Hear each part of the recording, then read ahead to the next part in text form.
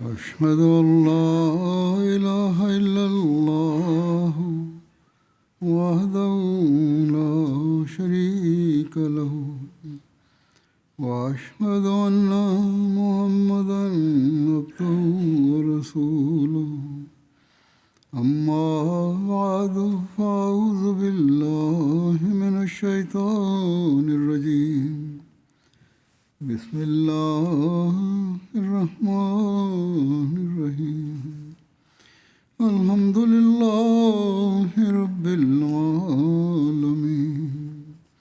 الرحمن الرحيم مالك يوم الدين إياك نعبد وإياك نستعين اهدنا الصراط المستقيم صراط الذين أنعمت عليهم غير المغضوب عليهم ولا الضالين.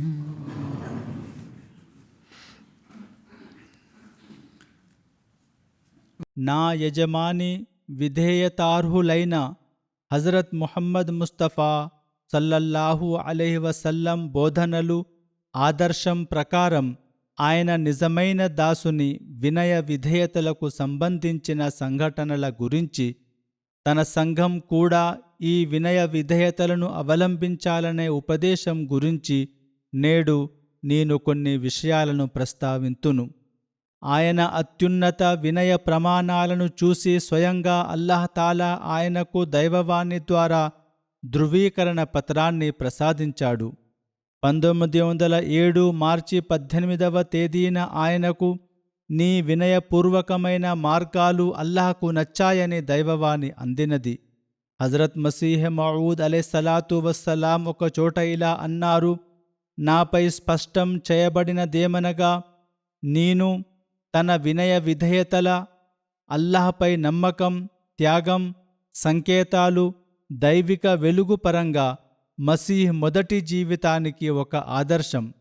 ఈ వినమ్రుడి స్వభావం, మసీహ్ స్వభావం ఒకదానికొకటి ఎంతో పోలి ఉన్నాయి.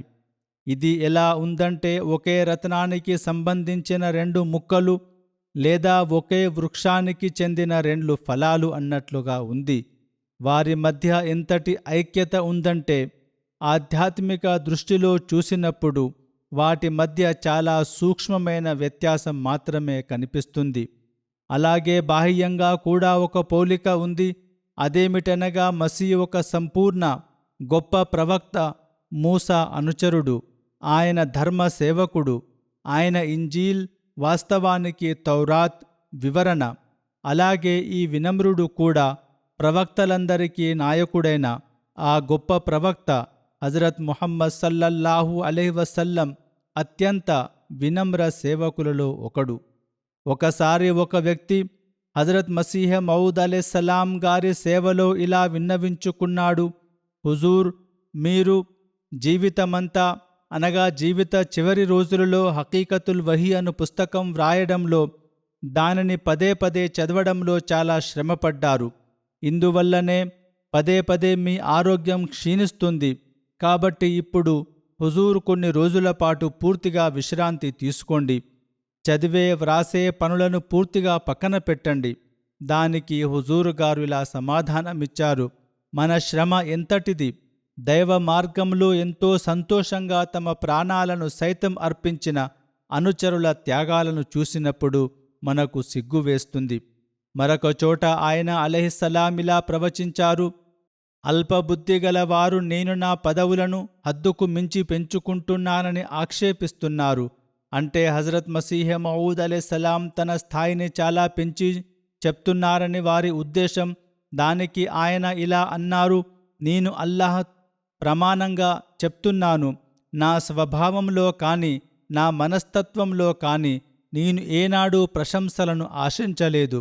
అలాగే నా గొప్పతనాన్ని చాటుకుని సంతోషపడలేదు. నేను ఎల్లప్పుడూ వినయపూర్వకమైన అనామక జీవితాన్ని గడపడానికి ఇష్టపడ్డాను. కానీ నన్ను బయటకు తీసుకురావడం నా చేతుల్లో గాని నా శక్తిలో గాని లేదు. స్వయంగా అల్లాహ్ తాలా నన్ను బయటకు తెచ్చాడు. నాపై అవతరించిన తన వాణిలో అతడు నా గురించి ఎంతగానో ప్రశంసించాడు, నా గొప్పతనాన్ని వ్యక్తపరిచాడు. ఈ ప్రశంసలు, ఈ గొప్పతనం అంతా హజరత్ ముహమ్మద్ సల్లల్లాహు అలైహి వసల్లం గారికి మాత్రమే దక్కుతాయి. కొత్త ముస్లింలకు కూడా ఆయన ఇస్లాం వినయ విధేయతలను, సరళమైన జీవిత విధానాన్ని బోధించేవారు. ఈ విషయమై ఇలా వ్రాయబడింది: 1903 అక్టోబర్ 22వ తేదీన హుజూర్ సేవలో మొహమ్మద్ అబ్దుల్ హక్ అనే ఒక ఆస్ట్రేలియన్ కొత్త ముస్లిం హాజరయ్యారు. సంభాషణ సమయంలో హుజూర్ ఆయనతో ఇలా అన్నారు: మా సిద్ధాంతాలలో ఒకటి ఏమిటంటే మేము చాలా సరళమైన జీవితాన్ని గడుపుతాం. ఈ రోజుల్లో యూరప్ దేశాలు విలాసాలను జీవితంలో తప్పనిసరి భాగాలుగా మార్చుకున్నాయి. కానీ మా సభలు అలాంటి ఆడంబరాలకు దూరంగా ఉంటాయి. మేము సంప్రదాయాలకు, అలవాట్లకు బానిసలం కాము. మేము ఏ అలవాటునైనా ఎంతవరకు పాటిస్తామనగా దానిని వదిలివేయడం వల్ల ఎటువంటి ఇబ్బంది కానీ, పాపం కానీ జరగకూడదు.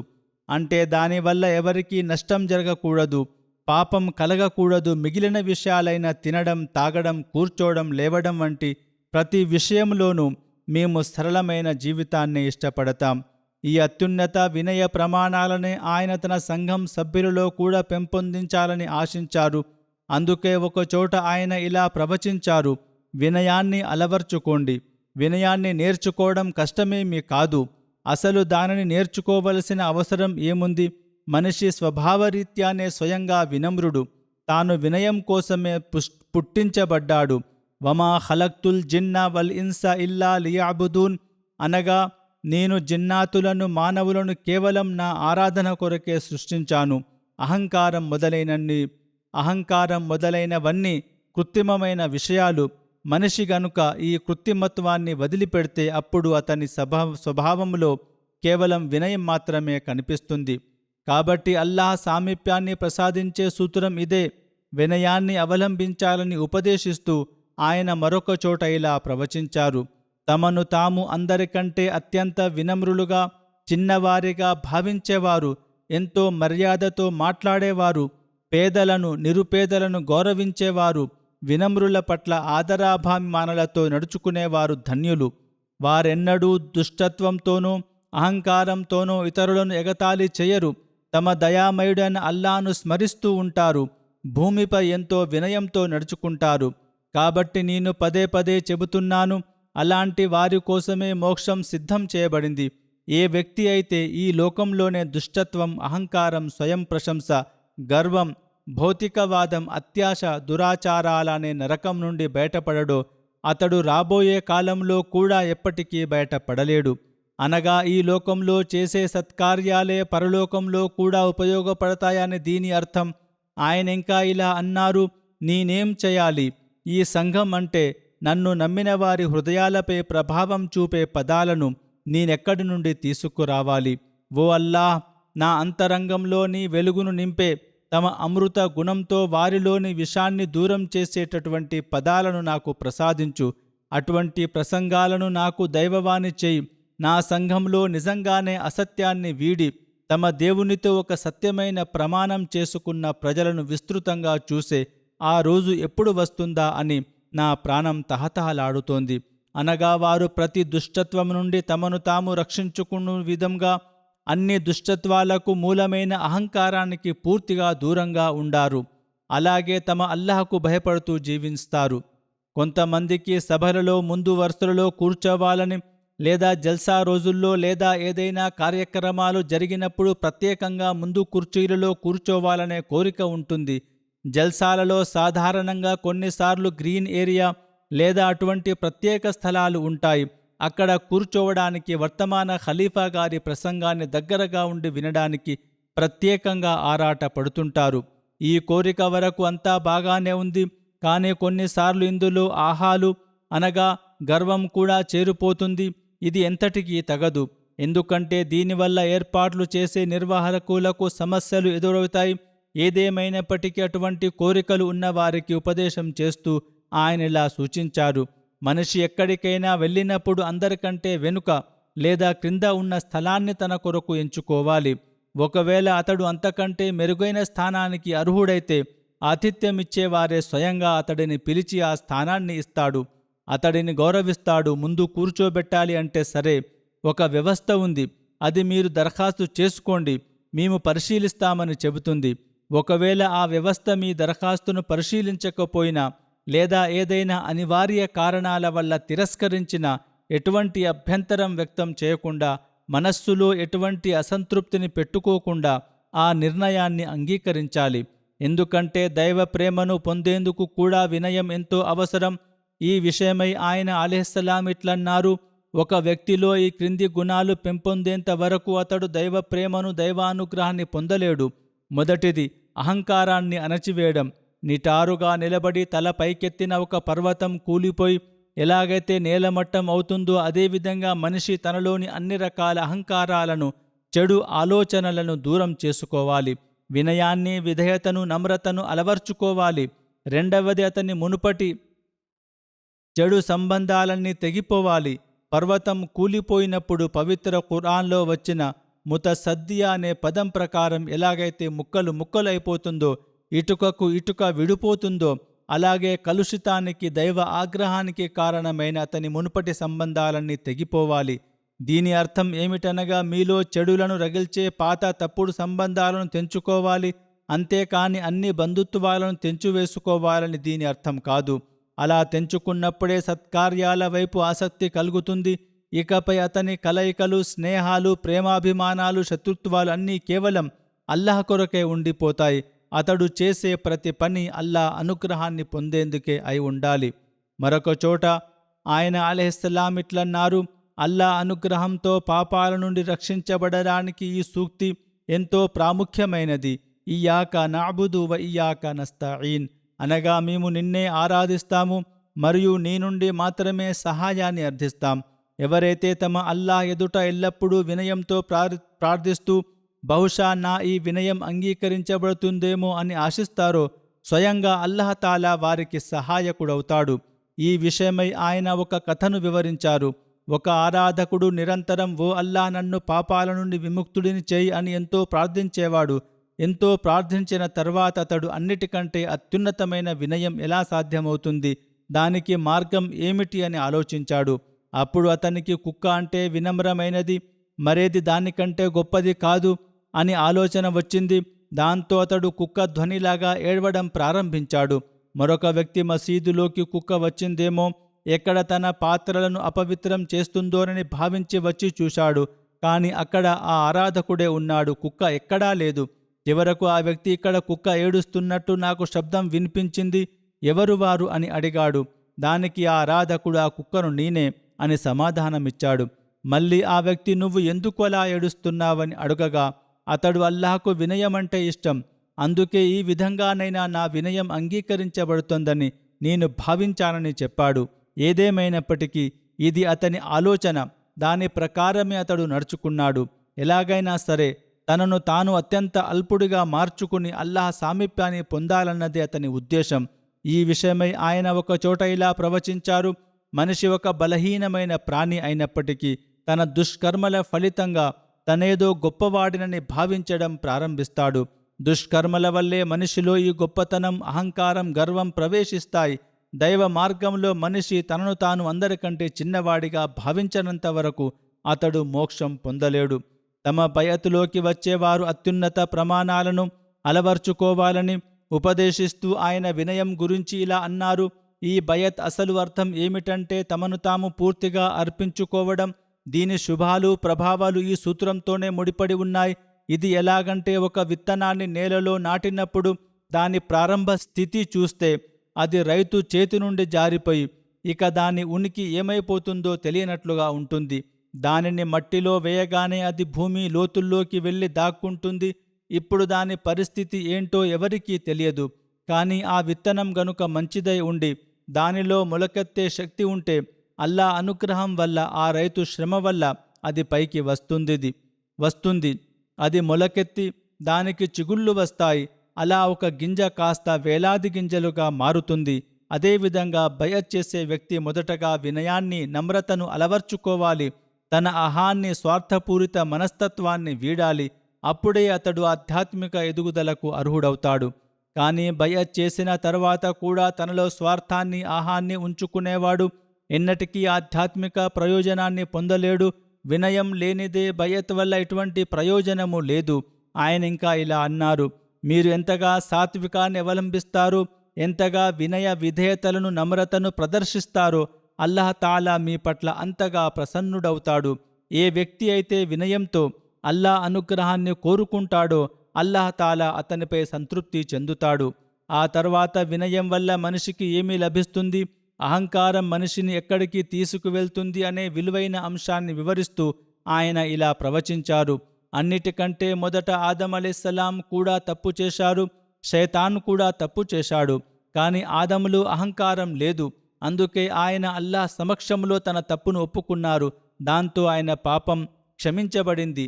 దీనివల్లనే మానవాళికి పశ్చాత్తాపం ద్వారా పాప క్షమాపణ లభిస్తుందనే ఆశ కలిగింది.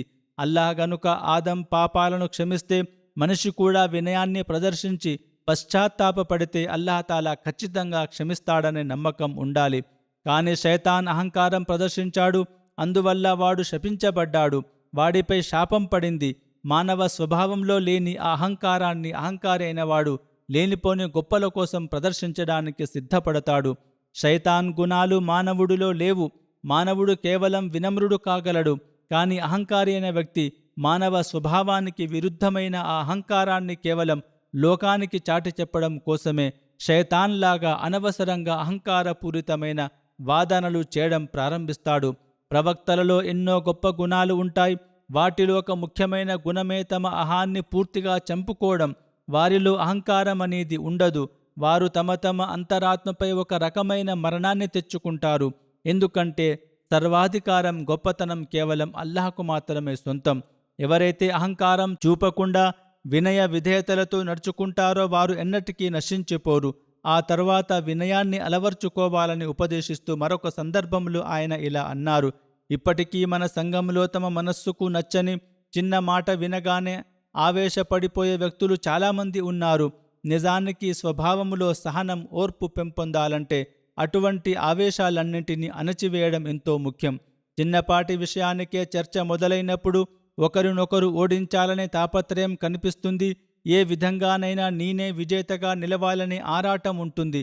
అటువంటి సమయాలలో అంతర్గత ఆవేశానికి దూరంగా ఉండాలి. వివాదాలను ముగించడం కోసం చిన్న చిన్న విషయాలలో తెలిసి కూడా తామే తగ్గి ఉండాలి. అంతేకాని పోటీకి దిగి తన తోటి సోదరుణ్ణి అవమానించడానికి ఎట్టి పరిస్థితుల్లోనూ ప్రయత్నించకూడదు. మనం గనుక మన జీవితాలను పరిశీలిస్తే సమాజంలో చాలామంది ఇటువంటి అబద్ధపు అహంకారాన్ని, గర్వం కలిగి ఉంటారు. ఇందువల్లనే వివాదాలు మరింత పెరుగుతాయి. కానీ అల్లాహ్ సామీప్యాన్ని పొందాలనుకుంటే వీటన్నింటి నుండి విముక్తి లభిస్తుంది. పైగా కొంతమంది అయితే ఇతరులకు హాని చేయడానికి కూడా ప్రయత్నిస్తారు. తప్పుడు ఉద్దేశాలతో ఫిర్యాదులు చేస్తారు. ఫలానా చోట నాకు అతనితో గొడవ జరిగింది, ఫలానా చోట నన్ను అతడు దూషించాడు, కాబట్టి ఇప్పుడు నేను అతన్ని ఏదో ఒక తప్పుడు కేసులోనో లేదా శిక్షలోనో ఇరికించడానికి ప్రయత్నిస్తానని చూస్తుంటారు. ఒక సందర్భంలో వినయాన్ని అవలంబించే వారికి మరణానంతరం లభించే ప్రతిఫలాన్ని ఒక ఉదాహరణ ద్వారా వివరిస్తూ ఆయన అలైహిస్సలాం ఇట్లన్నారు, మరణం అనేది అందరికీ విధింపబడినది. ఒకరోజు ఈ లోకాన్ని విడిచి వెళ్లాల్సిందే. చివరికి ఏనాడో ఒకనాడు ప్రతి ఒక్కరికి ఇదే గతి పడుతుంది. కానీ ఎవరైతే వినయం విధేయతతో ఎవరికి కీడు చేయకుండా పేదరికంలో వినయ విధేయతలతో మరణిస్తారో వారికి స్వాగతం పలకడానికి స్వర్గం స్వయంగా ముందుకు వస్తుంది. దీనిని హజరత్ ఈసా లాజర్ అనే వ్యక్తి ఉదాహరణతో వివరించారు. ఇంతకీ ఈ లాజర్ ఎవరు? ఈ సంఘటన బైబిల్లోని లూకా సువార్తలో వ్రాయబడి ఉంది. అక్కడ ఒక ధనవంతుడు ఉండేవాడు. అతడు ఎల్లప్పుడూ ఊదా రంగు ఎంతో విలువైన మెత్తటి వస్త్రాలను ధరించేవాడు. ప్రతిరోజు విందు వినోదాలు చేసుకుంటూ ఎంతో విలాసవంతమైన వైభవంతమైన జీవితాన్ని గడిపేవాడు. అదే సమయంలో లాజర్ అనే పేరుగల ఒక పేదవాడు ఉండేవాడు. అతని శరీరమంతా కురుపులు, పుండ్లతో నిండిపోయి ఉండేది. అతడిని ఆ ధనవంతుడి ఇంటి గుమ్మం వద్ద పడేసి ఉంచేవారు. ఆ ధనవంతుడి బల్లపై నుండి కింద పడే ఎంగిలి ముక్కలను తిని తన కడుపు నింపుకోవాలని ఆ పేదవాడు ఆశపడేవాడు. పైగా కుక్కలు కూడా వచ్చి అతన్ని ఒంటిపై ఉన్న పుండ్లను నాకేవి. ఆ పాపం అతడు ఎంతగా నీరసించిపోయాడంటే కనీసం ఆ కుక్కలను కూడా బెదిరించలేకపోయేవాడు. అవి వచ్చి అతని గాయాలను నాకేవి. చివరకు ఏమైందంటే ఆ పేదవాడు మరణించాడు. దేవదూతలు అతన్ని తీసుకువెళ్లి అబ్రాహం ఒడిలో చేర్చారు అని బైబిల్లో వ్రాయబడి ఉంది. ఆ ధనవంతుడు కూడా మరణించాడు, సమాధి చేయబడ్డాడు. అతడు పాతాళంలో బాధలు అనుభవిస్తూ తన కన్నులు పైకెత్తాడు. బైబిల్ ప్రకారం అతడు నరకయాతన అనుభవిస్తూ కన్నులు పైకెత్తి దూరంగా ఉన్న అబ్రాహామును, అతని ఒడిలో ఉన్న లాజరును చూశాడు. అప్పుడు అతడు బిగ్గరగా కేకవేసి, తండ్రి అబ్రాహం, నాపై జాలిపడి లాజరును పంపించు. అతడు తన వ్రేలి కొనను నీటిలో ముంచి నా నాలుకను చల్లబరచనివ్వు. లాజరును ఇక్కడికి పంపించు. నన్ను కూడా ఈ వేదన నుండి రక్షించు. కనీసం తన వ్రేలితో కొద్దిగా నీటినైనా నా నాలుకపై వెయ్యనివ్వు. ఎందుకంటే నేను ఈ అగ్ని జ్వాలలో విలవిలలాడిపోతున్నానని బ్రతిమాలాడు. దానికి అబ్రాహాము, కుమారుడా, జ్ఞాపకము తెచ్చుకో, నువ్వు నీ జీవితకాలంలో అన్ని మంచి వస్తువులను అనుభవించావు. అలాగే లాజరు కేవలం కష్టాలను మాత్రమే అనుభవించాడు. అతనికి లోకంలో ఏమీ దక్కలేదు. కానీ ఇప్పుడు అతడు ఇక్కడ సంతృప్తి పొందుతున్నాడు. నువ్వు మాత్రం ఇక్కడ యాతన అనుభవిస్తున్నావని సమాధానమిచ్చాడు. కాబట్టి అహంకారం ప్రదర్శించేవారి చివరి గతి ఇదేనని ఆయన ప్రవచించారు. ఒక మనిషి ఒక పేద దిక్కులేని వృద్ధురాలితో కూడా ఒక ఉన్నత వంశానికి చెందిన గొప్ప వ్యక్తితో ప్రవర్తించే విధంగానే, లేదా ప్రవర్తించాల్సిన విధంగానే, అదే విధమైన సద్గుణాలతో ప్రవర్తించనంత వరకు, అన్ని రకాల గర్వాల నుండి, అహంకారం నుండి తనను తాను రక్షించుకోనంత వరకు అతడు ఎన్నటికీ అల్లాహ్ సామ్రాజ్యంలో అనగా స్వర్గంలో ప్రవేశించలేడు. ఆ తర్వాత ఆయనింకా ఇలా అన్నారు, అహంకారి అయినవాడు దేవుని సింహాసనంపై కూర్చోవాలని ఆశిస్తాడు. కాబట్టి ఈ అసహ్యకరమైన లక్షణం నుండి ఎల్లప్పుడూ అల్లాహ్ శరణు వేడండి. అల్లాహ్ వాగ్దానాలన్నీ మీతో ఉన్నప్పటికీ మీరు ఎల్లప్పుడూ నమ్రతనే ప్రదర్శించాలి. దైవిక వాగ్దానాలు ఉన్నప్పటికీ వినయాన్ని చూపండి. ఎందుకంటే వినయ విధేయతలు ప్రదర్శించేవాడే అల్లాహకు అత్యంత ప్రియమైనవాడు అవుతాడు. వినయ విధేయతలకు సంబంధించిన ఒక సంఘటనను వివరిస్తూ ఆయన అలైహిస్సలాం ఇలా ప్రవచించారు, వినయం, నమ్రత అనేవి ఎంతో ఉత్తమమైన గుణాలు. ఒక వ్యక్తి స్వయంగా నిస్సహాయుడై ఉండి కూడా అహంకారం ప్రదర్శిస్తే అతడు ఎన్నటికీ తన లక్ష్యాన్ని చేరుకోలేడు.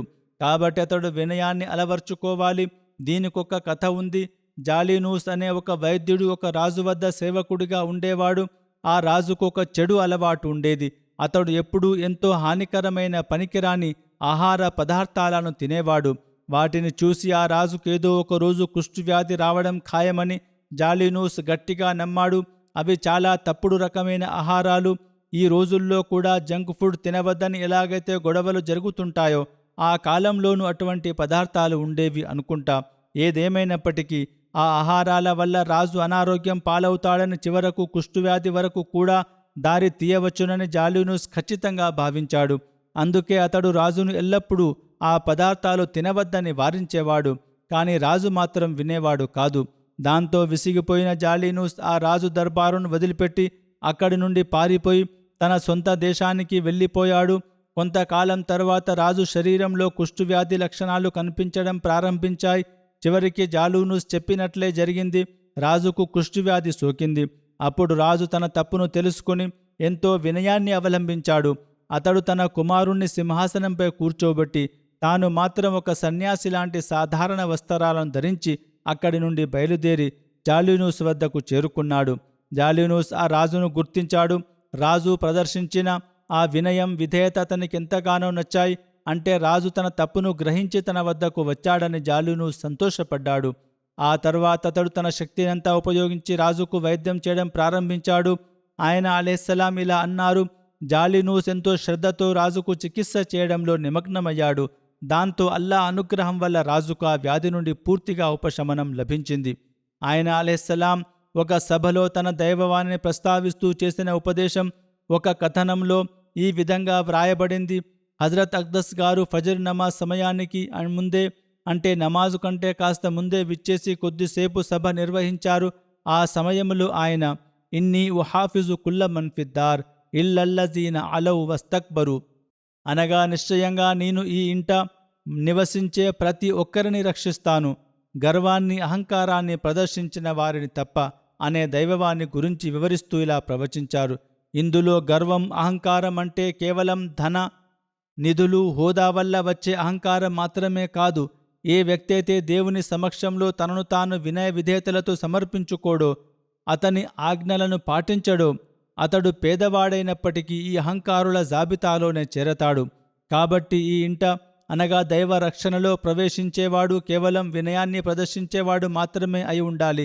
ఆ తర్వాత ఆయన మరొక సందర్భంలో ఇలా అన్నారు: మనిషికి విజయం లభించి కష్టాలు నిస్సహాయత తొలగిపోయిన తరుణంలో కూడా ఎవరైతే వినయాన్ని అవలంబించి దేవుణ్ణి స్మరిస్తూ ఉంటారో అతడే పరిపూర్ణమైన మానవుడు. ఈ విషయాలను ఆయన కేవలం తన సంఘానికి ఉపదేశాలుగా మాత్రమే చెప్పలేదు, తన సొంత ఆచరణ ద్వారా కూడా నిరూపించి చూపారు. దీనికి ఉదాహరణను నేను ప్రారంభంలోనే వివరించాను. ఆయన ఆచరణ స్వయంగా అల్లాహకు కూడా ఎంతో నచ్చింది. ఏదేమైనప్పటికీ ఆయన సొంత ఆచరణలకు సంబంధించిన ఎన్నో నివేదికలు, కథనాలు చరిత్రలో నిలిచి ఉన్నాయి. హజరత్ మిర్జా బషీర్ అహ్మద్ గారొక నివేదికను ఉల్లంఘిస్తూ ఇలా అన్నారు: నాకు మిర్జా సుల్తాన్ అహ్మద్ గారొక విషయం చెప్పారు. అదేమిటంటే, మా తాతగారు సభలో కూర్చున్నప్పుడు మా పెదనాన్నగారైన మిర్జా గులాం ఖాదిర్ గారికి కుర్చీ ఇచ్చేవారు. అంటే హజరత్ మిర్జా సుల్తాన్ అహ్మద్ గారి తాతగారు హజరత్ మసీహ్ మౌద్ అలైహిస్సలాం గారి అన్నగారికి పెదనాన్నకు కుర్చీ లభించేది. ఆయన తాతగారి వద్దకు వెళ్ళినప్పుడు వారు ఆయనను కుర్చీపై కూర్చోబెట్టేవారు.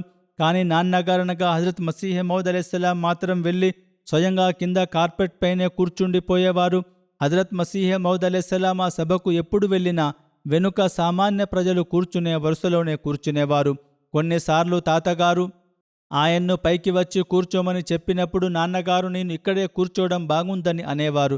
ఆయనకు ఎన్నడూ కూడా పై స్థానంలో లేదా ఎత్తైన స్థలంలో కూర్చోవాలనే కోరిక కలగలేదు. బదులుగా ఆయన సామాన్య ప్రజల మధ్యనే కూర్చుండేవారు. దీనిని బట్టి ఆయన గతంలో చేసిన ఉపదేశం, ఆతిథ్యమిచ్చే యజమానే స్వయంగా మిమ్మల్ని పిలిచి తగిన స్థానంలో కూర్చోబెడతాడు అనే దానిని ఆయన తన జీవితంలో ఎల్లప్పుడూ స్వయంగా ఆచరించి చూపించారు. ఇదే విధంగా హజరత్ మిర్జా బషీర్ అహ్మద్ గారు మరొక కథనాన్ని వివరిస్తూ ఇలా అన్నారు: ఖాజీ అమీర్ హుసేన్ గారు నాతో ఒక విషయం చెప్పారు. ఒకసారి మేము హజరత్ మసీహ్ మౌద్ అలైహిస్సలాంను ఇలా అడిగాము: హుజూర్, ప్రవక్తలందరూ మేకలను కాశారని హదీసుల్లో వస్తుంది కదా, మరి మీరెప్పుడైనా అలా మేకలను కాశారా? దీనికి ఆయన ఇలా సమాధానమిచ్చారు: అవును, ఒకసారి నేను బయట పొలాల వైపు వెళ్ళినప్పుడు అక్కడ ఒక వ్యక్తి మేకలను మేపుతున్నాడు. అతడు నన్ను చూసి నేను కొద్దిగా పని ఉండి వెళ్తున్నాను, మీరు కాసేపు నా మేకలను చూసుకోండి అని చెప్పాడు. కానీ అతడు వెళ్ళినవాడు మళ్ళీ తిరిగి సాయంత్రానికే వచ్చాడు. అతడు వచ్చేంత వరకు నేను అతని మేకలను కాయాల్సి వచ్చింది. రోజంతా అతని మేకలను మేపుతూనే ఉండిపోయాను. నిజానికి ఆయన ఆ ప్రాంతపు వ్యవసాయదారుని కుమారుడు అయినప్పటికీ ఆ పనిని తక్కువగా భావించలేదు. తన వద్ద పనులు చేసుకునే లేదా కౌలుకు ఉండే ఒక సాధారణ వ్యక్తి కోసం ఆయన సాయంత్రం వరకు మేకలను మేపుతూనే ఉండిపోయారు. ఇదే విధంగా ఆయన అలైహిస్సలాం స్వయం వినయాన్ని ప్రస్తావిస్తూ అల్ ఫజల్ కార్యాలయ సిబ్బంది అయిన హజరత్ ఖ్వాజా అబ్దుర్ రెహమాన్ గారు ఇలా వివరిస్తున్నారు: నేను హజరత్ మసీహ్ మౌద్ అలైహిస్సలాం ఇంటి గుమ్మం వద్ద ద్వారపాలకుడిగా సేవలందించాను. రక్షణ కొరకు వచ్చిపోయే వారి సమాచారాన్ని అందించడానికి ఏదైనా ముఖ్యమైన పని ఉంటే చేయడానికి నేను ఎల్లప్పుడూ హుజూర్ గారి ఇంటి బయట కూర్చుని ఉండేవాడిని. ఏదేమైనప్పటికీ నేను గుమ్మం బయట కూర్చోవడమే కాకుండా హుజూర్ ఇంటి లోపల కూడా చాలా సమయం గడిపేవాడిని. లోపలికి కూడా వెళ్తుండేవాడిని. నేను హజరత్ గారిని ఎప్పుడూ జీ కాకుండా మరే ఇతర పదాన్ని మాట్లాడడం వినలేదు. హజరత్ గారు నాతో ఎప్పుడు మాట్లాడినా ఎల్లప్పుడూ జీ అంటూనే మాట్లాడేవారు. ఆయన సంభాషించేటప్పుడు జీ అనే పదాన్ని తప్పకుండా ఉపయోగించేవారు. ఆయనలో అహంకారం కానీ గర్వం కానీ నేనెన్నడూ చూడలేదు.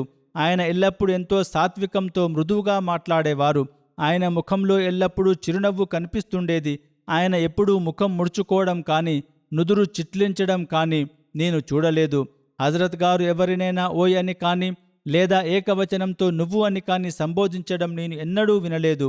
ఆయన ఎల్లప్పుడూ అందరితోనూ ఎంతో గౌరవంగా నడుచుకునేవారు. హజరత్ మిర్జా బషీర్ అహ్మద్ గారు ఇలా వ్రాశారు: డాక్టర్ మీర్ మొహమ్మద్ ఇస్మాయిల్ గారు నాతో ఒక విషయం చెప్పారు. అదేమిటంటే, హజరత్ మసీహ్ మౌద్ అలైహిస్సలాతు వస్సలాం గారికి ఇంటి పనులు ఏవైనా చేయడానికి ఎన్నడూ సంకోచం అనిపించేది కాదు. ఆయన మంచాలు కూడా స్వయంగా సర్దుకునేవారు. కింద పరదాలు లేదా చాపలు పరిచేవారు. అంటే తుడుచుకునే పనులు వంటివి కూడా చేసుకునేవారు. అలాగే స్వయంగా పరుపులు అమర్చుకునేవారు. ఇల్లు ఊడ్చేవారు. కొన్నిసార్లు అకస్మాత్తుగా వర్షం వస్తే చిన్న పిల్లలు మంచాలపైనే పడుకుని ఉండేవారు. అటువంటి సమయంలో హజరత్ గారు స్వయంగా ఒకవైపు నుండి ఆ మంచాలను పట్టుకునేవారు. మరొక వైపు నుండి వేరే ఎవరైనా పట్టుకుంటే వాటిని లోపలికి వరండాలోకి చేర్చేవారు. ఈ రోజుల్లో లాగా అప్పట్లో ఏసీలు, ఫ్యాన్లు ఉండేవి కావు. కాబట్టి ఆ కాలంలో ప్రజలు వేసవి కాలంలో బయట పడుకునేవారు. రాత్రి వేళల్లో అకస్మాత్తుగా ఈదురుగాలులు లేదా వర్షం వస్తే మంచాలను ఎత్తి లోపలి వరండాలోకి తీసుకురావాల్సి వచ్చేది. ఆ సమయంలో ఆయన పిల్లల మంచాలను లోపలికి చేర్చడంలో సహాయం చేసేవారు. అటువంటి సమయాలలో కానీ లేదా ఉదయం పూట కానీ ఎవరైనా పిల్లలను గట్టిగా కుదిపి నిద్ర లేపాలని చూస్తే హుజూర్ వారిని వారించేవారు. ఆయన ఇలా అనేవారు: ఈ విధంగా అకస్మాత్తుగా ఊపడం వల్ల లేదా గట్టిగా అరవడం వల్ల పిల్లలు భయపడిపోతారు. కాబట్టి ఎప్పుడైనా సరే మెల్లగా పిలుస్తూ నెమ్మదిగా నిద్రలేపవలను. ఆ తర్వాత హజరత్ మిర్జా బషీర్ అహ్మద్ గారే మరొక కథనాన్ని వివరిస్తూ ఇలా అన్నారు: నాకు మిర్జా సుల్తాన్ అహ్మద్ గారు ఒక విషయం చెప్పారు. ఆయన కూడా ఈ కథనాన్ని మౌల్వీ రహీం బక్ష్ గారి ద్వారా విన్నారు. హజరత్ మిర్జా సుల్తాన్ గారు హజరత్ మసీహ్ మౌద్ అలైహిస్సలాం గారిని ఉద్దేశించిలా చెప్పారు: నాన్నగారు బయట ఉన్న పై అంతస్తు గదిలో నివసించేవారు. అక్కడికే ఆయన కోసం భోజనం వెళ్ళేది. ఆయన ఏ రకమైన ఆహారాన్ని పంపించినా ఎంతో తృప్తిగా తినేసేవారు. ఎన్నడూ ఏమీ అనేవారు కాదు. హజరత్ మసీహ్ మౌద్ అలైహిస్సలాం ఉపవాసాలు ఉన్న కాలంలో కూడా అక్కడికే భోజనం వెళ్తుండేదని, అయితే ఆయన ఆ ఆహారాన్ని పేదలకు పంచిపెట్టేవారని కూడా వివరించబడింది. ఏదేమైనప్పటికీ భోజనం అక్కడికి వెళ్ళినప్పుడు అది ఏ రకమైనదైనా సరే హజరత్ మసీహ్ మౌద్ అలైహిస్సలాం ఎటువంటి అభ్యంతరం చెప్పకుండా తినేవారని వారు పేర్కొన్నారు. సంఘం చరిత్రలో ఒక సంఘటన చాలా ప్రసిద్ధి చెందింది. ఇది ప్రకటనకు పూర్వం జరిగిన విషయం. మౌల్వీ మొహమ్మద్ హుసేన్ బటాల్వీ గారు కొత్తగా మౌల్వీ ఆలిమై ఢిల్లీ నుండి బటాలాకు తిరిగి వచ్చినప్పుడు ఆ ప్రాంతంలో ఆయన పేరు మారుమోగిపోయింది. ఆ కాలంలో వివిధ ధార్మిక అంశాలపై ముకల్లిదీన్ అనగా హనఫీ, మాలికీ మొదలైన ఏదో ఒక ఫికా ఇమాంను అనుసరించేవారు. గైర్ ముకల్లిదీన్ ఎటువంటి ఫికా ఇమాంను అనుసరించని అహ్లె హదీస్ మొదలైన వారు మధ్య విద్యాపరమైన చర్చలు, వాదోపవాదాలు సర్వసాధారణంగా జరుగుతుండేవి. బటాలా ప్రజలు ఈ వివాదాలను చూసినప్పుడు ఆ యువ మౌల్వీకి పోటీగా నిలబెట్టడానికి వారి దృష్టి హజరత్ అక్దస్ అలైహిస్సలాం గారిపై పడింది. ఎందుకంటే ఈ యువ మౌల్వీని నోరు మూయించగల ఏకైక వ్యక్తి ఆయనేనని ప్రజలు బలంగా నమ్మారు. హజరత్ గారిని ఈ చర్చకు ఒప్పించడం చాలా కష్టమైంది. మొదట ఆయన అస్సలు సిద్ధపడలేదు. ఏదేమైనప్పటికీ ప్రజలు ఎంతగానో ఒత్తిడి చేయడంతో ఆయన అంగీకరించారు. అలా ఆయనను చర్చా వేదిక వద్దకు తీసుకువచ్చారు. రెండు వైపులా మద్దతుదారులు పెద్ద సంఖ్యలో తరలివచ్చారు. ఇరు పక్షాల వారు రెండు వేరువేరు సమూహాలుగా గుమికూడారు. ఆ రోజు ప్రత్యేకంగా ముకల్లిదీన్ సమూహం తాము ముందే విజయం సాధించినట్లుగా ఎంతో నమ్మకంతో ఉన్నారు. అలా ఉండడం సహజం కూడా. ఎందుకంటే ఆ రోజు ఈ గొప్ప పండితుణ్ణి చర్చకు పిలిచారు. హజరత్ మసీహ్ మౌద్ అలైహిస్సలాం వచ్చారు కాబట్టి ఈరోజు తామే గెలుస్తామని ముకల్లిదీన్ భావించారు. ఎందుకంటే ఆయన వాదన ఎంత బలంగా ఉండేదంటే ఎదుటివారు వలలో చిక్కుకున్న పక్షిలా పూర్తిగా నిస్సహాయులైపోయేవారు. ఏదేమైనప్పటికీ మీరు చర్చా స్థలానికి చేరుకున్నప్పుడు మౌల్వీ మొహమ్మద్ హుసేన్ బటాల్వీ గారిని మీ సిద్ధాంతాలు, ఆలోచనలు, నమ్మకాలు ఏమిటో చెప్పండి, తద్వారా వాటిని ఖండించవచ్చని అడిగారు. దానికి మౌల్వీ మొహమ్మద్ హుసేన్ బటాల్వీ, నా దృష్టిలో పవిత్ర ఖురాన్ అన్నిటికంటే సర్వోన్నతమైనది. ఆ తర్వాత హదీస్, ప్రవక్త సల్లల్లాహు అలైహి వసల్లం గారి ప్రవచనాలు ప్రామాణికమైనవి.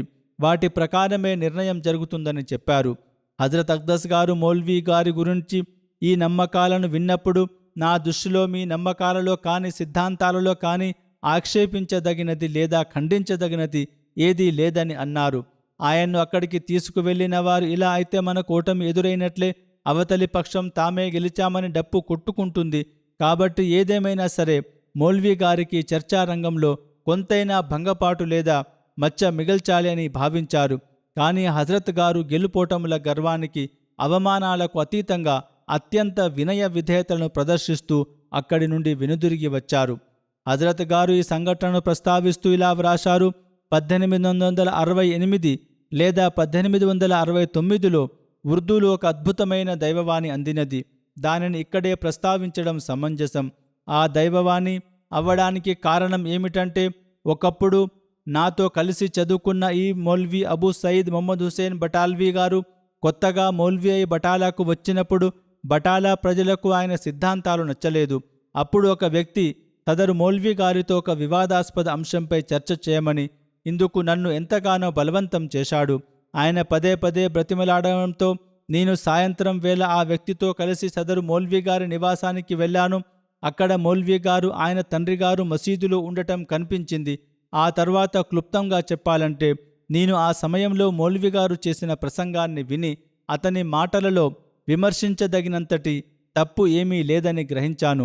అందువల్ల కేవలం అల్లాహ్ ప్రీతి కొరకే ఆ చర్చను విరమించుకోవడం జరిగింది. ఆ రాత్రి సర్వశక్తిమంతుడైన తన దైవవాణి సంభాషణతో అల్లాహతాలా నన్ను చర్చను విరమించుకున్న ఆ విధానాన్ని సూచిస్తూ ఇలా సెలవిచ్చాడు: నీ దేవుడు నీ ఈ ఆచరణ పట్ల ప్రసన్నుడయ్యాడు. అతడు నిన్ను ఎంతగానో ఆశీర్వదిస్తాడు. చివరికి రాజులు సైతం నీ వస్త్రాల ద్వారా శుభాలను అన్వేషిస్తారని. ఆ తర్వాత ఆధ్యాత్మిక ప్రదర్శన స్థితిలో గుర్రాలపై స్వారీ చేస్తున్న ఆ రాజులను నాకు చూపించడం జరిగింది. కేవలం అల్లాహ్ అతని ప్రవక్త కొరకే ఎంతో వినయాన్ని నమ్రతను అవలంబించడం వల్ల ఆ పరమ పరలోకారి ఆ ఉపకారి అయిన అల్లాహ్ ఈ సత్కార్యాన్ని ఎటువంటి ప్రతిఫలం లేకుండా వదిలివేయడానికి ఇష్టపడలేదు. హజరత్ షేఖ్ యాకూబ్ అలీ ఇర్ఫానీ గారు ఈ సంఘటనను తన పుస్తకం హయాతే అహ్మద్లో ప్రస్తావిస్తూ దానిపై ఒక ప్రత్యేక వ్యాఖ్యను కూడా వ్రాశారు. ఆయన ఇలా వ్రాశారు: సాధారణంగా జరిగే చర్చల తీరుతెన్నుల గురించి, ఆ చర్చల్లో పాల్గొనే వాదనాకారుల మనస్తత్వాల గురించి ప్రజలకు బాగా తెలుసు. చర్చలు చేసేవారు తమ ప్రత్యర్థి లేదా అవతలి పక్షం చెప్పే మాట నిజమైనప్పటికీ దానిని అంగీకరించడం, ప్రజల సమక్షంలో ఒప్పుకోవడం ఎంత కష్టమో అందరికీ తెలిసిన విషయమే. నేను ఉలమాలను తక్కువ చేసి మాట్లాడడం లేదు, కానీ ఈ రోజుల్లో ఉలమాలు తమ ప్రాణాలైనా ఇస్తారు తప్ప తమ తప్పును ఒప్పుకోవడం దేవుడెరుగు. కనీసం ఎదుటి పక్షం చెప్పే సరైన సహేతుకమైన మాటను అంగీకరించే అలవాటు కూడా వారిలో లేదు. నేటికి సమాజంలో ఇదే పరిస్థితి కనిపిస్తుంది. కానీ హజరత్ మసీహ్ మౌద్ అలైహిస్సలాం స్థితి మాత్రం కేవలం అపారమైన నిష్కల్మషత్వం, దైవానుగ్రహ కాంక్ష అనే రంగులో మునిగి ఉంది. దీనిని బట్టి ఆయన ముస్లింల మధ్య అంతర్గత కలహాలు జరగడాన్ని సహజంగానే ఇష్టపడలేదని స్పష్టమవుతుంది. విభేదాల కారణంగా వారు సత్యాన్వేషణను, సత్యసంధతను విడిచి పెట్టడాన్ని ఆయన వారించారు. పైగా ఎవరితోనైతే చర్చ వేయాల్సి ఉందో ఎటువంటి సంకోచం లేదా భయం లేకుండా నేరుగా అతని ఇంటికే వెళ్లడం ఎంతటి ధైర్య సాహసాలతో కూడుకున్న విషయం. ఎదుటి వ్యక్తి పాండిత్యం కానీ అతని ప్రభావం కానీ ఆయన మనస్సులో ఎటువంటి అడ్డంకిని కలిగించలేదు.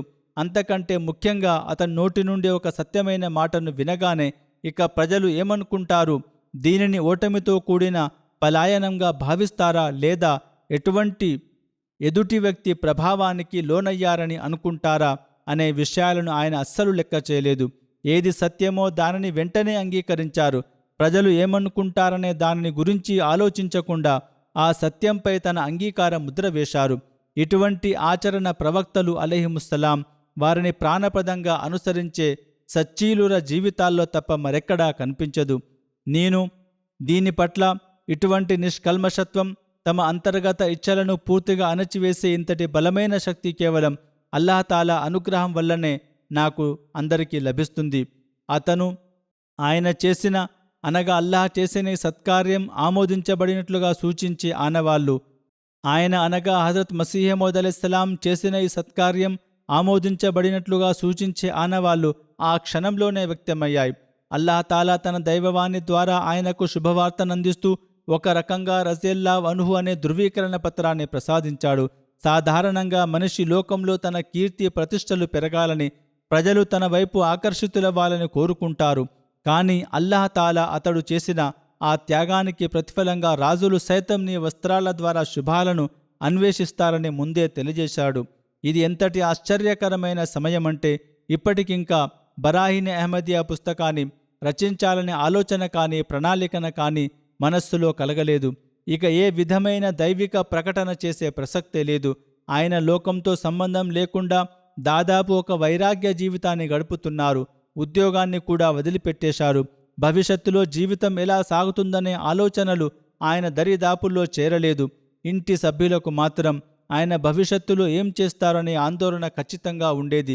సరిగ్గా ఏమీ లేని, ఏ ఆధారం లేని ఆ సమయంలోనే ఆయనకు రాజులు నీ వస్త్రాల ద్వారా శుభాలను పొందుతారనే గొప్ప దైవవాణి అయింది. ఇప్పటికీ ఆయన గౌరవనీయులైన తండ్రిగారు కూడా ఇంకా అప్పటికి బతికే ఉన్నారు. అంటే హజరత్ మసీహ్ మౌద్ అలైహిస్సలాం జీవితంలో ఎటువంటి దశలో ఉన్నారంటే, ఏదైనా ఒక ప్రాపంచిక వ్యక్తికైతే ఆ వయసులో ఎన్నో ఆశలు, ఆకాంక్షలు ఉంటాయి. ప్రతి రకమైన ఆలోచనలు, ఆత్మగౌరవం, అలాగే లోకానికి చాటి చెప్పాలని ఆరాటం వంటి భావాలు పూర్తి ఆవేశంతో యవ్వన ఉరవడిలో ఉంటాయి. తన మాటనే నెగ్గించుకోవాలనే పట్టుదల పంతం ఉంటాయి. అటువంటి అన్ని పరిస్థితులలోనూ హజరత్ మిర్జా గారు ఒక ప్రసిద్ధ మౌల్వీతో చర్చ చేయడానికి వెళ్తారు. అతని ప్రసంగాన్ని విని అది సరైనదని గ్రహించి దానిని ధృవీకరిస్తారు. ఇక ప్రజలు ఏమనుకుంటారు అనే ఆలోచన ఆయనకు అస్సలు రాలేదు. లేదా అతని కొన్ని నమ్మకాల కారణంగా సమాజంలో అతనిపై తీవ్ర వ్యతిరేకత నడుస్తోంది. మరి ఇప్పుడు నేను నా ప్రకటన ద్వారా అతనికి మద్దతు ఇస్తున్నాను, ఇందువల్ల నాపై కూడా ఒక పెద్ద వివాద తుఫాను విరుచుకుపడవచ్చు అనే భయం కూడా ఆయనకు కలగలేదు. కాబట్టి మీరు ఆలోచించండి, హనఫీలకు గైర్ ముకల్లదీన్లకు మధ్య తీవ్రమైన యుద్ధ వాతావరణం నెలకొన్న ఆ రోజుల్లో ఒక అహ్లె హదీస్ వ్యక్తికి మద్దతు ఇవ్వడం అంటే కొరువితో తల గోక్కున్నట్లే, అనే ఆపదలను కొని తెచ్చుకున్నట్లే. అయినా సరే హజరత్ మిర్జా గారు సదరు మౌల్వీ మహమ్మద్ హుసేన్ గారికి మద్దతిస్తారు. అది కూడా ఆయనతో చర్చ చేసి ఓడించడానికి నిలబడిన తరుణంలో మౌల్వీ అబూ సయీద్ గారి పాండిత్యం లేదా వారి వాదనా పటిమ చూసి భయపడే హజరత్ మిర్జా గారు మౌనంగా ఉండిపోయారని అనుకోవడం కేవలం అమాయకత్వం లేదా అజ్ఞానం అవుతుంది. ఒకవేళ భవిష్యత్తులో జరిగిన సంఘటనలు మౌల్వీ మహమ్మద్ హుసేన్ గారితో ముఖాముఖిగా రచనల ద్వారా జరిగిన ఆ తీవ్రమైన వాదోపవాదాలు గనుక చరిత్రలో లేకపోయి ఉంటే, ఆ ప్రమాదకరమైన పోరాటంలో హజరత్ ముహమ్మద్ సల్లల్లాహు అలైహి వసల్లం ఈ వీర సైనికుడు నిలబడకుండా ఉండి ఉంటే బహుశా ఆనాటి భయం గురించిన అపోహకు ఏదైనా కాస్త విలువ ఉండేదేమో. కానీ ఆ సమయంలో ఆయన అతని ప్రభావానికి లోనయ్యారని భావించడం ఎంత మాత్రం సరికాదు. ఎందుకంటే ఆ తర్వాత హజరత్ మిర్జా గారు మౌల్వీ మహమ్మద్ హుసేన్ గారికి ఎన్నోసార్లు సవాళ్లు విసిరారని, ఆయనను పిలిపించారని, ఆయన ఎక్కడ తప్పు చేస్తున్నారు, ఏది సరైనదో స్పష్టంగా తెలియజేశారని చరిత్ర ద్వారా నిరూపితమైంది. ఏదేమైనప్పటికీ ఏ సందర్భంలోనూ ఏ పరిస్థితిలోనూ ఒక్క క్షణం పాటు కూడా అతని పాండిత్యం లేదా అతని ప్రభావం గురించిన భయం ఆయనపై అస్సలు పనిచేయలేదు. ఇవన్నీ చారిత్రక వాస్తవాలు, వీటిని ఎవ్వరూ కాదనలేరు. కాబట్టి అటువంటి స్థితిలో ఆనాటి మౌనాన్ని భయంగా భావించడం కేవలం బుద్ధిహీనత అవుతుంది. దానికి బదులుగా ఆనాడు ఆయన ప్రదర్శించిన ఆచరణ వెనుక ఉన్నది కేవలం ఒకే ఒక్క కారణం. అదే ధార్మిక విషయాలలో నిజాయితీ, దీనుని పట్ల ఉన్న ఆ అపారమైన నిష్కల్మషత్వం వల్లే ఆయన ఆ క్షణములో ఆ సత్యాన్ని అంగీకరించారు తప్ప మౌల్వీ మహమ్మద్ హుసేన్ బటాల్వీకి భయపడి మాత్రం కాదు. ఎందుకంటే ఆ తర్వాత ఆయనకు ఎన్నోసార్లు సవాలు విసిరారు, ఆహ్వానాలు పంపారు, ఆయన్ను సరైన మార్గానికి తీసుకురావడానికి ఎంతో ఉపదేశించారు. మీరు మీ లేఖలో మౌల్వీ మహమ్మద్ హుసేన్ బటాల్వీకి వ్రాస్తూ సత్య సందేశాన్ని అందించారు. కానీ అల్లాహ్ తరపు నుండి దైవిక నియుక్తి అనే అత్యున్నత స్థానంలో ఉన్నప్పటికీ మీ గురించి మీరు అత్యంత వినయాన్ని, నమ్రతను ప్రదర్శించారు. అందుకనే మీరు ఇలా వ్రాశారు: నా గౌరవనీయులు, ప్రియ సమానులు అయిన సోదరులు మౌల్వీ గారు సల్లమౌల్లాహు తాలా, మీ దరఖాస్తు అందినది, మీ ఉత్తరం దొరికినది. ఇందులో అస్సలాము అలైకుం వరహమతుల్లాహి వబరకాతు అని కూడా వ్రాయబడింది. ఏదేమైనప్పటికీ మీరింకా ఇలా వ్రాస్తున్నారు: నాకున్న పెద్ద సమస్య ఏమిటంటే నా ఆరోగ్యం అకస్మాత్తుగా ఎంతగా క్షీణిస్తుందంటే చావు కళ్ళ ముందే కనిపిస్తుంది. పైగా ఏదో ఒక అనారోగ్యం పగలు రాత్రి నన్ను వేధిస్తూనే ఉంటుంది. నేను గనుక ఎక్కువసేపు మాట్లాడితే వ్యాధి తీవ్రతం మొదలవుతుంది. ఎక్కువ ఆలోచించినా అదే పరిస్థితి ఎదురవుతుంది. మీ చివరి లేఖ చూస్తే అది మౌల్వీ అబ్దుల్ జబ్బార్ గారు భాగస్వామ్యంతో వ్రాసినట్లుగా, అంటే మీరిద్దరూ కలిసి వ్రాసినట్లుగా అనిపించింది. అందుకే ఈ శైలిలో సమాధానం వ్రాయాల్సి వచ్చింది. ఈ వినమ్రుడు వ్యాధి తీవ్రత వల్ల పూర్తిగా నిస్సహాయుడైపోతున్నాడు. ప్రస్తుతం అనారోగ్యం చాలా ఎక్కువగా ఉంది. ఇక నోటి మాటల ద్వారా కానీ రాతపూర్వకంగా కానీ చర్చలు ప్రారంభించే శక్తేది. ఈ సమయంలో వాదోపవాదాలు చేసే ఓపిక నాలో లేదు. కేవలం అల్లాహ్ తాలా అనుగ్రహం వల్లనే ఈ 3 గ్రంథాలు మీరు వ్రాసిన ఫతే ఇస్లాం, తోజీమరాం, ఇజాలే ఔహాం రూపొందాయి. అవి కూడా ఎలాగంటే చాలా వరకు వేరొక వ్యక్తి నేను చెబుతుండగా వ్రాస్తూ వెళ్ళాడు. నా సొంత చేత్తో వ్రాసే అవకాశం చాలా అరుదుగా దక్కింది. ఆ వ్యాఖ్యలను చక్కగా సరిదిద్దితే సమయం కూడా దొరకడం లేదు. హదీసుల విషయంలో మీ పరిజ్ఞానం చాలా విస్తృతమైనది. మీరు మౌలీ సాబ్ను ఉద్దేశించి వ్రాస్తున్నారు. నేను కేవలం ఈ 3 పుస్తకాలను మాత్రమే వ్రాశాను. కానీ మీ హదీసుల జ్ఞానం చాలా విస్తారమైనది. మీరు పెద్ద పండితులు. కానీ ఈ వినమ్రుడు ఒక ఉమ్మి, అజ్ఞాని. హజరత్ మసీహ్ మౌద్ అలైహిస్సలాం తమను తాము ఉమ్మి అని పేర్కొన్నారు. నాలో ఆరాధనలు లేవు, కఠిన సాధనలు లేవు. నాలో అపారమైనటువంటి వినయం ఉంది. నాకు జ్ఞానము లేదు, యోగ్యత లేదు, అసలు నా దగ్గర ఏమీ లేదు. అయితే అల్లాహ్ తాలా తరపు నుండి ఒక ఆజ్ఞ వచ్చింది. అది ఖచ్చితమైనది, నిశ్చయమైనది.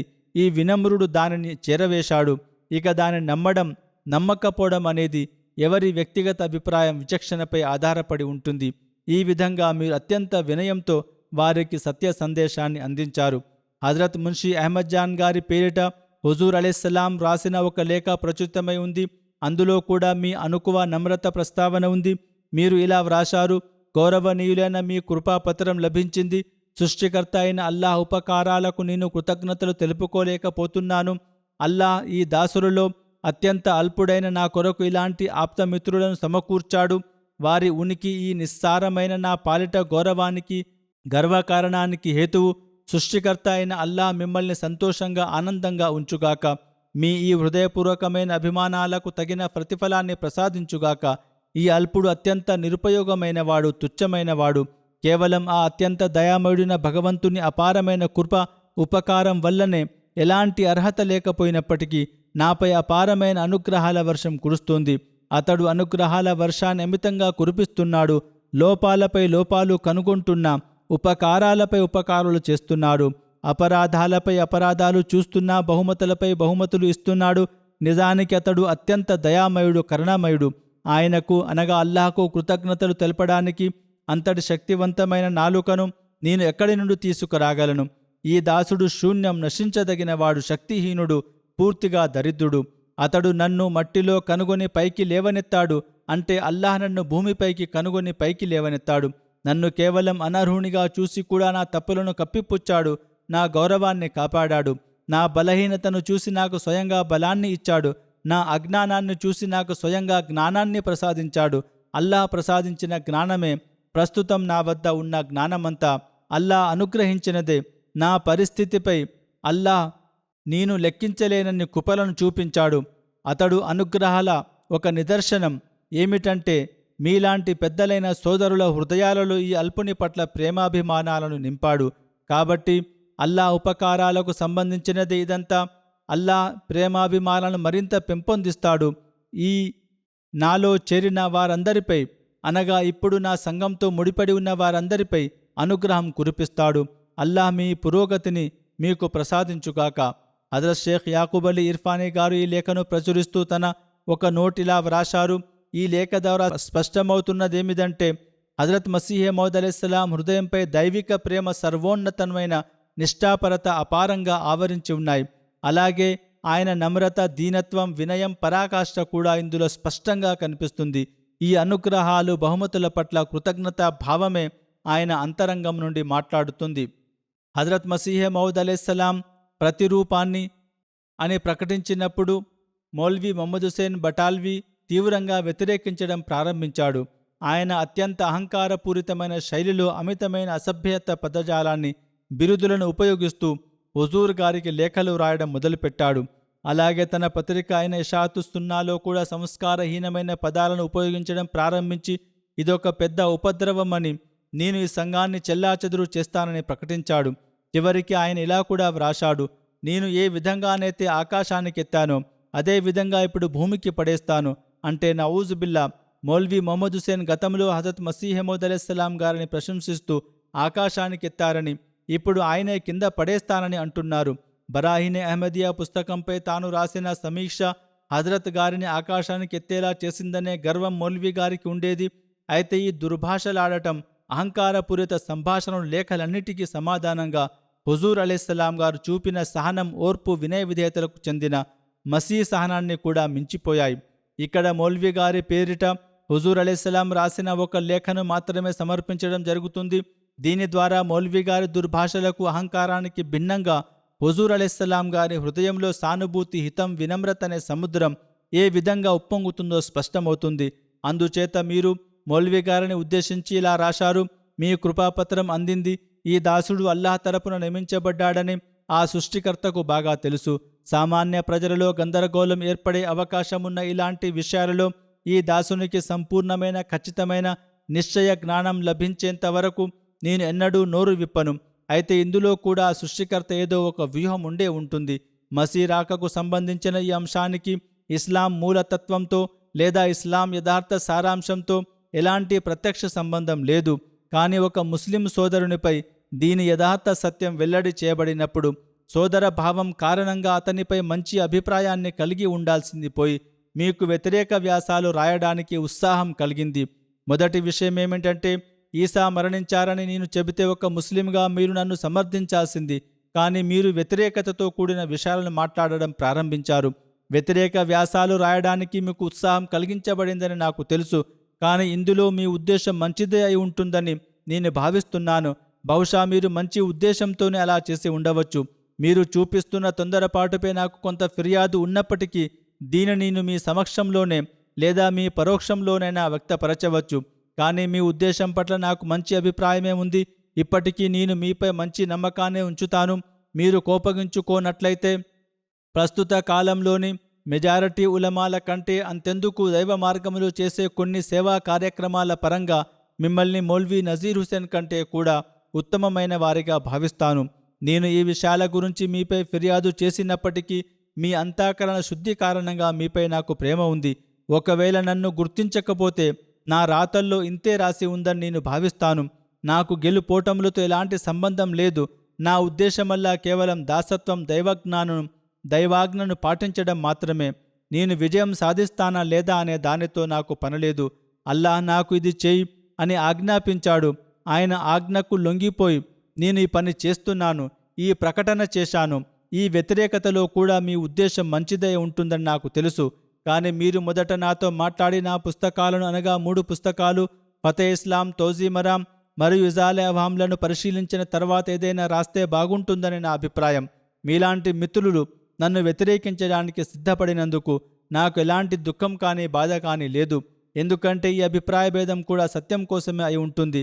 బహుశా మీరు సత్యం కోసమే పోరాడుతుండవచ్చు. కానీ మొదట నా పుస్తకాలను చదవండి. ప్రస్తుతం మిమ్మల్ని కలవడానికి సరిపడా ఆరోగ్యం నాకు ఉంది. నేను స్వయంగా వచ్చి మిమ్మల్ని కలవగలను. ఒకవేళ మీరు బటాలాకు వస్తే నేను అనారోగ్యంతో ఉన్నప్పటికీ, తల తిరగడం వల్ల నిలబడి నమాజ్ కూడా చదవలేని స్థితిలో ఉన్నప్పటికీ ఎలాగోలా పడుతూ లేస్తూ మీ వద్దకు చేరుకుంటాను. ప్రయాణం చేయడానికైతే నాకు తగినంత ఆరోగ్యం ఉంటుంది. కానీ ఏదేమైనా నాకు తలనొప్పి తిరగడం వల్ల ఇంటి వంటి ఇబ్బందులు ఉన్నాయి. ఏది ఏమైనప్పటికీ నేను చేరుకుంటాను. ఆ తర్వాత హజరత్ మసీహ్ మౌద్ అలైహిస్సలాం మౌలవీ మహమ్మద్ హుస్సేన్ బటాల్వీ గారి పేరిట రాసిన మరొక లేఖలో ఇలా వ్రాశారు: మీరు కోపగించుకోనట్లయితే ఈ దాసుని అవగాహన ప్రకారం నా సోదరులైన మౌల్వీ హకీం నూరుద్దీన్ గారికి ప్రతిగా మీరు రాసిన రాతలతో కొంత కఠినత్వం కనిపించింది. హకీం మౌల్వీ నూరుద్దీన్ గారు మీకు రాసిన లేఖకు సమాధానంగా మీరు చాలా కఠినమైన పదాలను ఉపయోగించారు. అల్లాహ్ ఎల్లప్పుడూ వినయాన్ని, వినమ్రతను ఇష్టపడతాడు. విద్యావంతులైన ఉలమాల నైతిక ప్రవర్తన తమ సోదరుల పట్ల అత్యున్నత స్థాయిలో ఉండాలి. వారి నైతికత ఉత్తమంగా ఉండాలి. ఏ ధర్మాన్ని రక్షించడానికి, దానికి మద్దతుగా నిలవడానికి పగలు రాత్రి శ్రమిస్తున్నామో అసలు ఆ ధర్మం అంటే ఏమిటి? కేవలం అల్లా, అతని ప్రవక్త సల్లల్లాహు అలైహి వసల్లం ఇష్టానుసారంగా మన పరిస్థితులు, మన సర్వ పనులు, ప్రతి కదలికలు మారిపోవడమే కదా.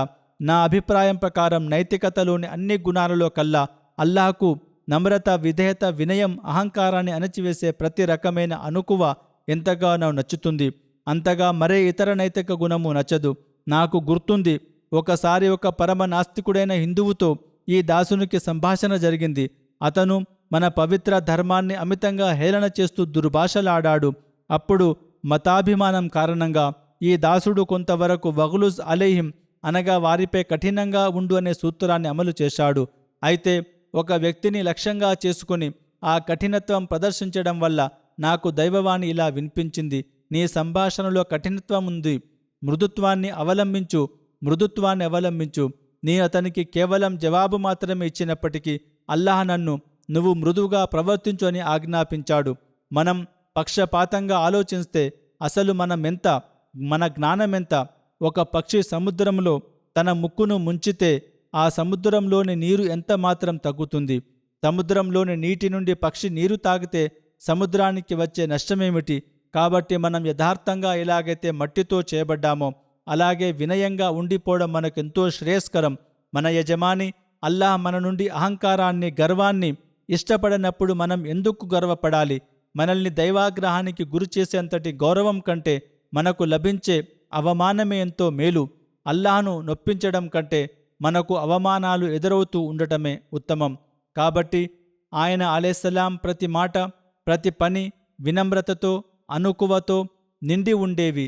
మీకు కేవలం ఒకే ఒక అన్వేషణ ఉండేది, అది అల్లాహ్ ప్రసన్నతను పొందడం మాత్రమే. అల్లాహ్ యొక్క సందేశాన్ని ఆయన అలైహిస్సలాం ప్రపంచానికి చేరవేయడం, దైవ ఏకత్వాన్ని స్థాపించడమే ఆయన ధ్యేయం. ఆయన మాకు కూడా పదే పదే ఇదే హితబోధ చేశారు: వినయాన్ని అవలంబించండి, ఇందులోనే మీ శ్రేయస్సు ఉంది, ఇదే మిమ్మల్ని అల్లాహకు చేరువ చేస్తుంది. అల్లాహ్ తాలా మనకు కూడా వినయ విధేయతల మార్గాలను ఎంచుకునే భాగ్యాన్ని ప్రసాదించుగాక.